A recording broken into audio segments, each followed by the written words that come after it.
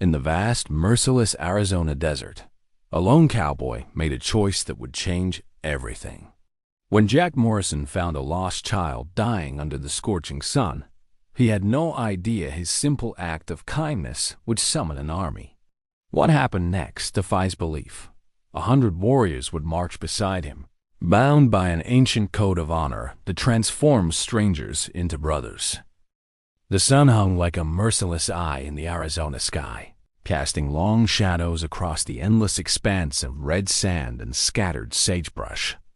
Jack Morrison had been riding for 3 days straight, his weathered face etched with determination as he pursued a band of cattle rustlers who had stolen half his herd. His horse, Thunder, moved with the steady rhythm of an animal accustomed to the harsh demands of desert travel. Jack was a man forged by the frontier, tall, lean, with hands that bore the calluses of honest work and eyes that had seen both the beauty and brutality of the American West. At 42, he had spent most of his life on horseback, working ranches from Texas to California. He was known throughout the territory as a man of his word, someone who would ride through hell itself to keep a promise or right a wrong. As he crested a small ridge, something caught his eye in the distance. A small figure huddled beneath a lone Joshua tree. At first, he thought it might be a mirage, but as he drew closer, his heart sank. It was a child, no more than 8 years old, with dark hair matted with dust and lips cracked from dehydration. The boy wore traditional Native American clothing, suggesting he belonged to one of the local tribes. Jack dismounted quickly, his boots hitting the sand with purpose. The child was barely conscious, his breathing shallow and labored. Without hesitation, Jack knelt beside the boy and carefully lifted his head, offering water from his canteen. The child's eyes fluttered open, revealing deep brown irises filled with fear and confusion. "Easy there, son," Jack whispered, his voice gentle despite his rugged appearance.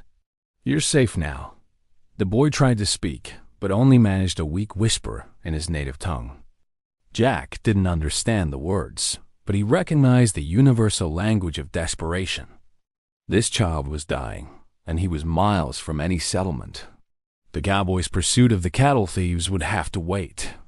Jack carefully wrapped the child in his own jacket and lifted him onto Thunder's saddle. He had a difficult decision to make. The nearest town was 2 days away, but he knew of a Native American settlement that might be closer. The problem was, tensions between settlers and tribes had been running high lately, and approaching their territory could mean death for a lone white man. But as he looked at the child's face, pale and drawn with suffering, Jack Morrison made the choice that would define the rest of his life. He would take the boy home, no matter the risk. The journey toward the Native American settlement tested every ounce of Jack's endurance and resolve. The child, whom Jack had begun calling Little Eagle in his mind, drifted in and out of consciousness as they rode through the night. Every few miles, Jack would stop to give the boy water and check his condition, his own heart racing with the fear that he might be too late. As dawn broke over the desert, painting the sky in shades of gold and crimson, Jack spotted smoke rising in the distance, the telltale sign of a village. But with it came a new danger. 3 riders appeared on the horizon, moving fast and with purpose. Jack's hand instinctively moved to the rifle at his side, but he quickly reconsidered. He was carrying their child, and any sign of aggression could doom them both. The riders approached with the fluid grace of men born to the saddle, their faces painted for war, their weapons gleaming in the morning light. The leader, a man with graying hair and scars that told stories of countless battles, raised his hand to signal a halt. His eyes fixed on the child in Jack's arms, and for a moment, time seemed suspended in the desert air. Jack slowly dismounted, keeping his movements deliberate and non-threatening. He spoke in the few words of their language he knew, explaining that he had found the boy and was bringing him home. The warriors exchanged glances, their expressions unreadable. The tension was thick enough to cut with a knife. Suddenly, The child stirred and spoke weakly to the warriors. The leader's expression changed dramatically, his stern features softening with relief and something else: gratitude. He dismounted and approached Jack, studying the cowboy's face with eyes that seemed to peer into his very soul. The warrior spoke in broken English, his voice heavy with emotion. "You saved little Wolf. He's son of our chief. We thought he was dead." Jack felt a wave of relief wash over him, followed immediately by a new understanding of just how significant this moment was. He had not just saved any child. He had saved the son of a chief, a future leader of the tribe. The implications were staggering. The warriors formed an escort around Jack and the child as they approached the village. Word of their arrival spread quickly, and soon they were surrounded by tribe members, their faces a mixture of joy and amazement. An elderly man emerged from the largest teepee, his presence commanding immediate respect from all present. This was Chief Standing Bear, Little Wolf's father. He approached Jack with measured steps, his weathered face betraying none of the emotions that must have been churning within him. When he reached them, he gently took his son from Jack's arms, holding the boy close as tears streamed down his face. The chief looked at Jack for a long moment before speaking in perfect English, surprising the cowboy. "You have returned my son to me when you could have ridden away. You have shown honor that few men possess, regardless of the color of their skin." What happened next would become the stuff of legend throughout the territory. Chief Standing Bear called for a council of the tribal elders, and Jack was invited to participate, an unprecedented honor for an outsider. As they sat around the sacred fire, the chief told the story of an ancient prophecy that had been passed down through generations. According to the prophecy, a pale rider would come from the east, carrying the chief's heir back from the threshold of death.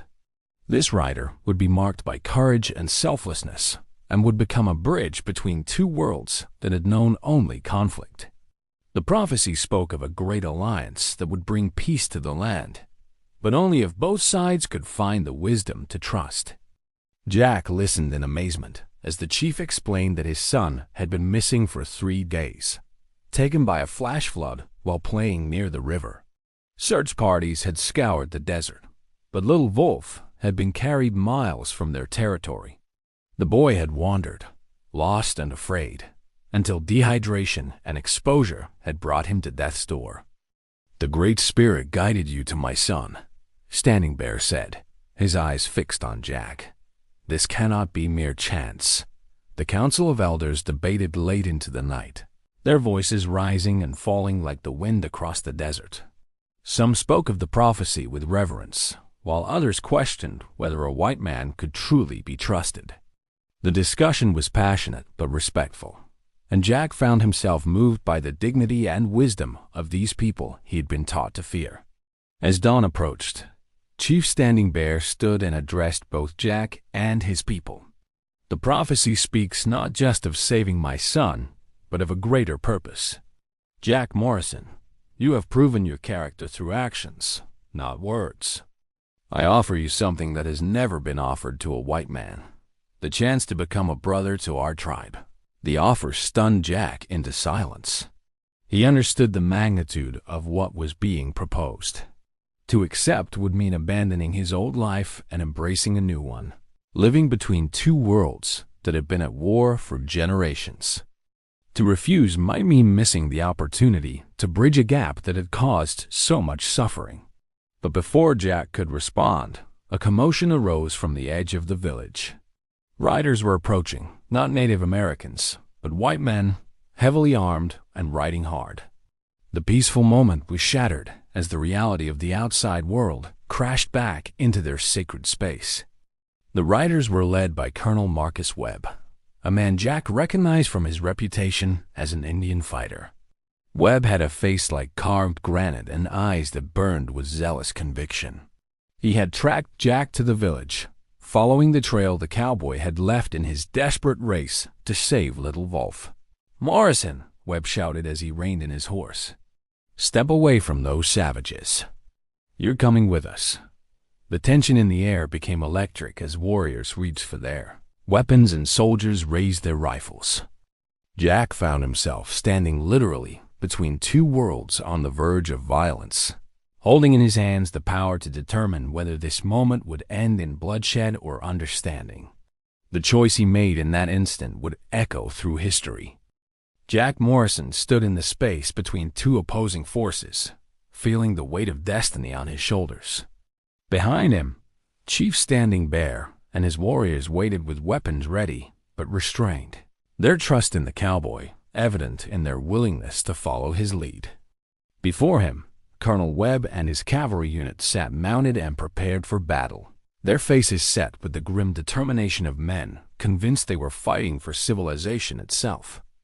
"Colonel Webb," Jack called out, his voice carrying across the tense silence, "this doesn't have to end in blood. These people saved a dying child. Your own men would have done the same." Webb's laugh was harsh and bitter. "Saved a child? Morrison, you've been brainwashed by these heathens. They probably took the boy in the first place as bait for a trap. Now step aside before I add you to the casualty list." The accusation hit Jack like a physical blow. He had seen the genuine grief and joy in Standing Bear's face, had witnessed the tears of a father reunited with his son.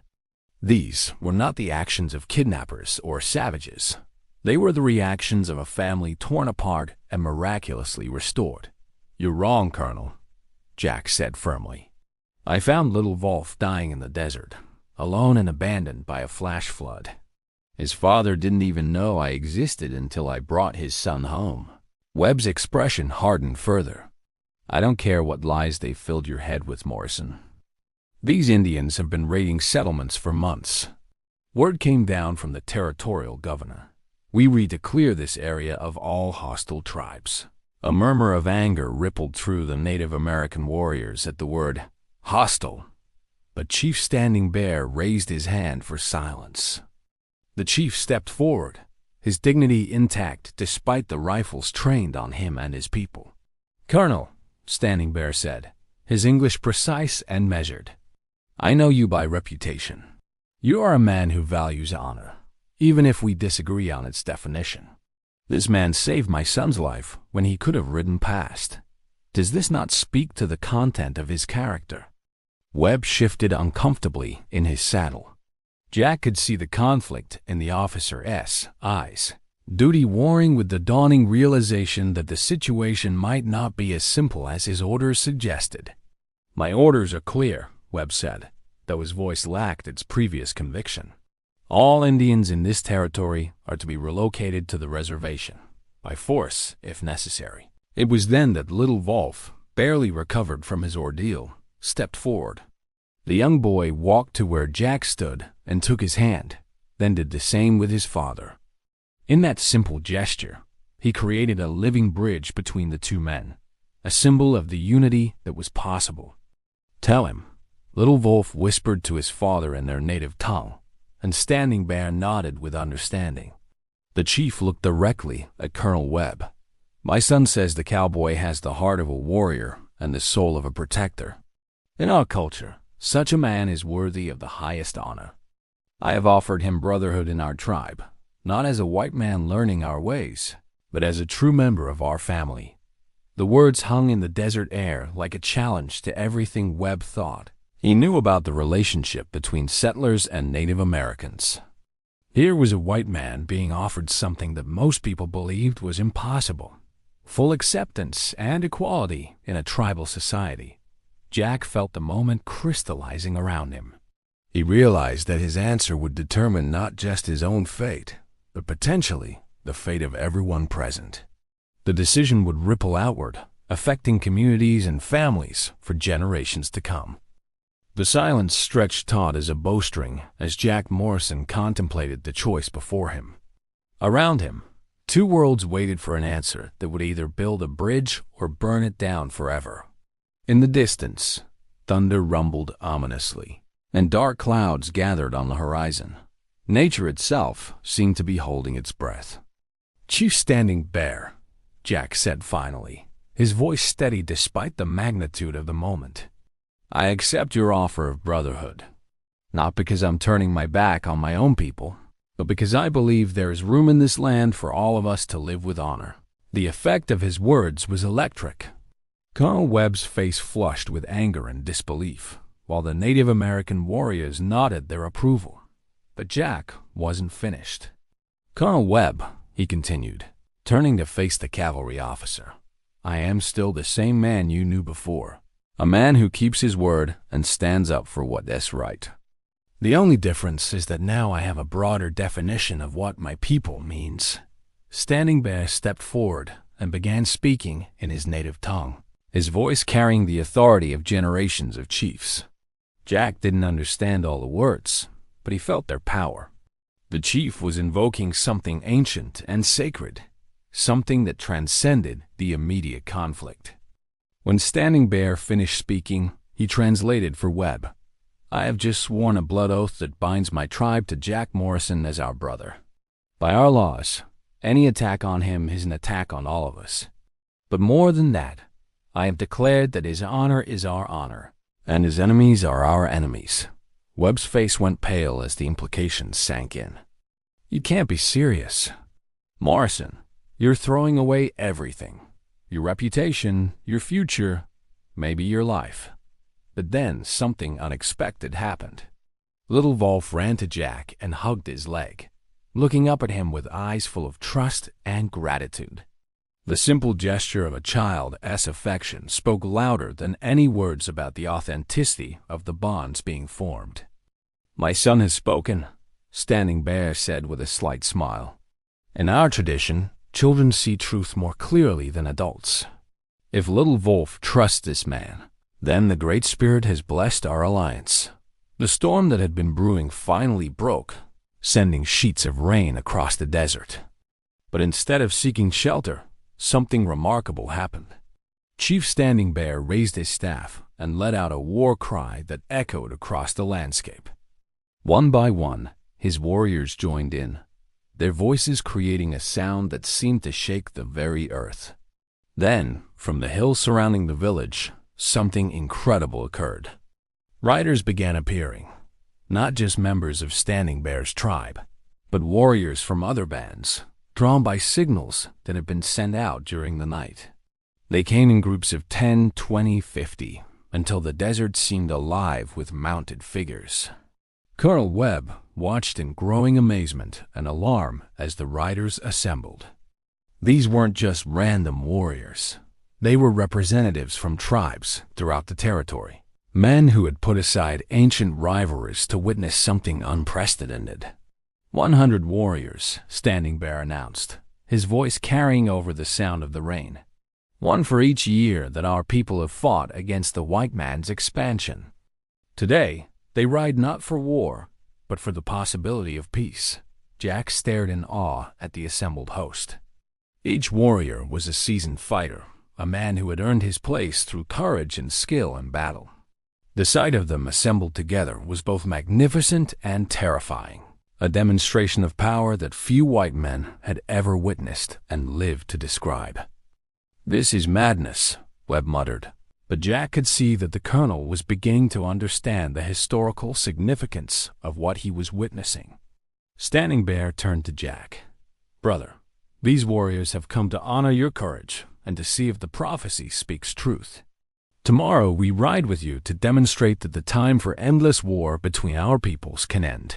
The morning sun rose over a transformed landscape, both literally and figuratively. The storm had washed the desert clean, leaving the air crisp and clear, while the events of the previous day had washed away old assumptions and prejudices. Jack Morrison awoke in the chief's teepee, still struggling to process the magnitude of what had transpired.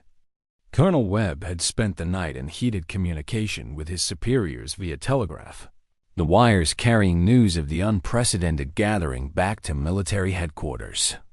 The response had been swift and clear: avoid confrontation at all costs until a full assessment could be made. The territorial governor himself was riding out to witness what was being called the Great Gathering. As Jack emerged from the teepee, he was struck by the sight before him. The 100 warriors had arranged themselves in a massive circle around the village, each man seated motionlessly on his horse like a statue carved from bronze and legend. They had maintained this vigil throughout the night, a demonstration of discipline that would have impressed any military commander. Chief Standing Bear approached, his face serene but his eyes bright with anticipation. "Today, brother, we ride to show the world what is possible when honor meets honor." The other chiefs have agreed. "We will accompany you to the nearest settlement, not as conquerors, but as guardians of a new peace." The procession that set out from the village that morning was unlike anything the American West had ever seen.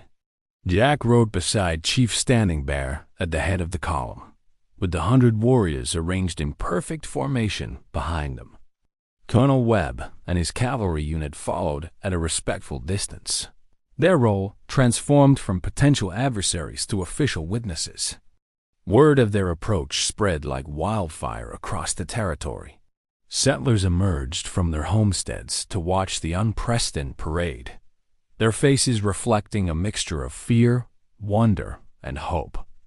Children pointed in amazement at the magnificent sight of the mounted warriors, while their parents struggled to understand what this display might mean for their futures. When they reached the town of Desert Springs, the entire population had turned out to witness their arrival. Mayor Jonathan Hayes, a portly man with nervous eyes, stood waiting with the town council, clearly unsure whether he should be preparing for battle or celebration. Chief Standing Bear dismounted and approached the mayor, his bearing dignified and peaceful. "We come in friendship," he announced in clear English, "to honor the man who saved my son and to demonstrate that the path forward need not be paved with blood." The mayor looked to Jack for explanation, recognizing the cowboy from previous visits to town. Jack stepped forward, still amazed at finding himself in the role of cultural ambassador. "Mayor Hayes," Jack said, "these men are here to show that peace is possible. Chief Standing Bear's son was dying in the desert when I found him. I brought him home, and in return, I've been granted something precious, the chance to help build understanding between our peoples." What followed was a day of careful diplomacy and cultural exchange. The warriors demonstrated their horsemanship and traditional dances, while the townspeople shared their own customs and stories. Language barriers were overcome through gestures, smiles, and the universal language of mutual respect. As the sun set on Desert Springs, a formal treaty was drafted, not a government document, but a community agreement. Both sides pledged to resolve conflicts through dialogue rather than violence, to share resources during times of hardship, and to protect each other's children as if they were their own. The 100 warriors had served their purpose, not as a show of force, but as witnesses to the birth of a new possibility. As they prepared to return to their various tribes, each carried with them the story of what they had seen, proof that the cycle of violence could be broken by acts of simple human decency. Jack Morrison had entered the desert as a lone cowboy pursuing cattle thieves. He emerged as something far more significant, a living bridge between worlds, a testament to the power of compassion to transform enemies into allies. The child he had saved had, in turn, saved something far greater, the hope for a future where courage and honor could triumph over fear and hatred. Years later, when historians would write about the end of the Indian Wars in that territory, they would point to many factors: changing government policies, economic pressures, military campaigns. But those who were present that day in Desert Springs knew the truth. Sometimes the greatest battles are won not with weapons, but with simple acts of human kindness that remind us all of what we have in common.